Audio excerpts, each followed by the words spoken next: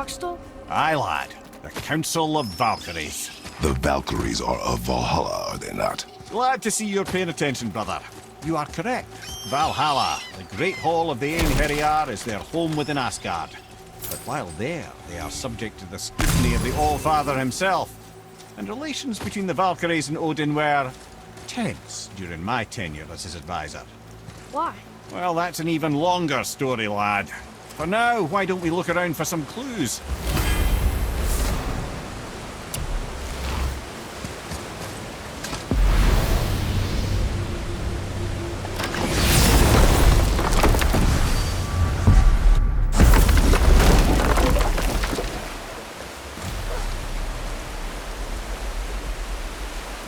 Try placing one of the Valkyrie helms on a throne.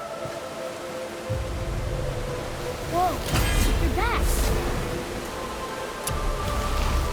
Come here. Who is she? Gunnar, Mistress of War. After any conflict, big or small, she would be first on the scene, sussing out the worthy spirits for a free trip to Valhalla. A gruesome task, but she took great pride in it. Any conflict. Impossible. It's true. She had help from her sisters, of course, but Gunnar was always first to arrive.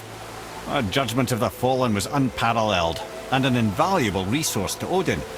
She was one of his favourites.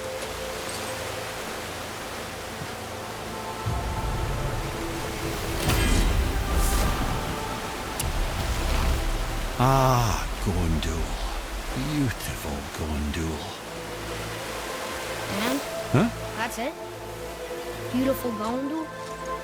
No story or anything? Oh, sorry, lad. The sight of Gondul always took my breath away. Gondul had a silver tongue, a sharp wit, and struck a figure so stunning it literally drove men insane. Odin forbid her from setting foot in Midgard after a time, as insanity is not a welcome trait in Valhalla.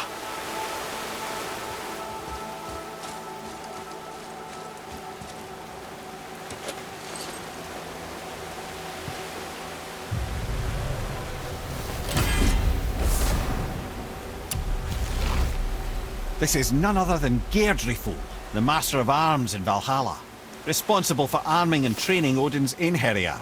His what? His army come Ragnarok. The entire reason Valhalla exists, you see. The Einherjar wait in the Great Hall endlessly, feasting, drinking and fornicating themselves silly. Once Ragnarok begins, Odin calls them into service to fight on his behalf. Geirdriful had her hands full training that lot.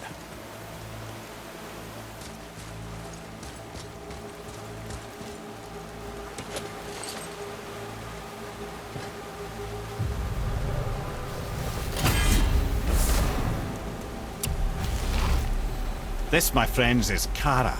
Now, Valkyries are volatile by nature, but Kara, the lass is Wild Storm personified. A wild storm. Aye, calm and collected.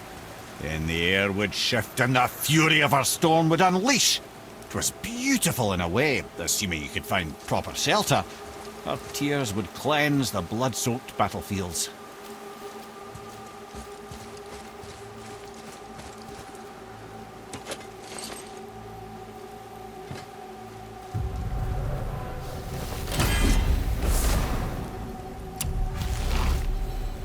This is Rota, a chooser of the slain. I thought all the Valkyrie did that. Not exactly, lad. Although that is what they're most famous for, and by far their greatest responsibility. You've seen what happens to the dead without the judgment of the Valkyries. Hellwalkers. That's right. Rota, Gunnar, Skuld. Without them to clean up the aftermath of battle, hell overflows with souls meant for Valhalla. A sorry state of affairs. Rota must be beside herself.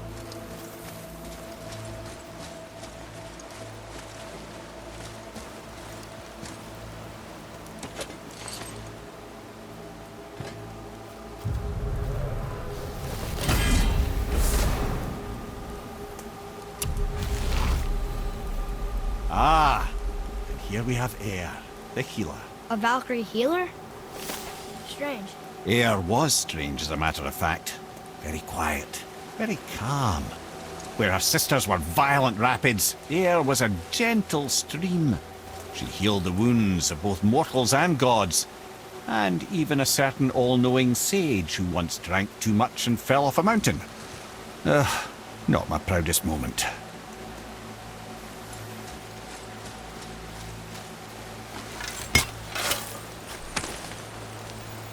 Treasure! All right!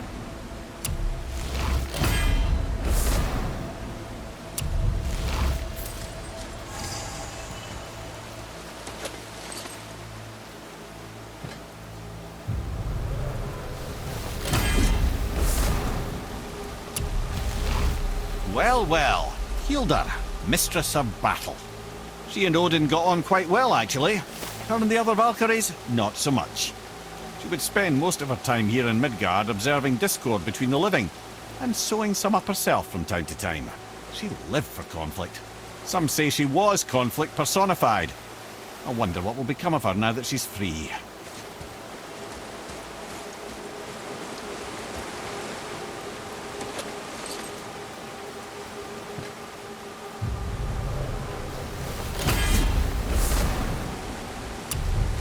Olrun, once the daughter of a powerful chieftain. She fell defending him during a Reaver attack. Olrun was escorted to Valhalla, where she chose to devote her afterlife to the pursuit of knowledge above all else.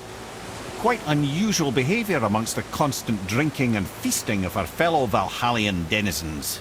How'd she end up a Valkyrie? Odin. He saw a kindred spirit in Olrun's single-minded pursuit of knowledge. He appointed her as the Valkyrie's resident historian.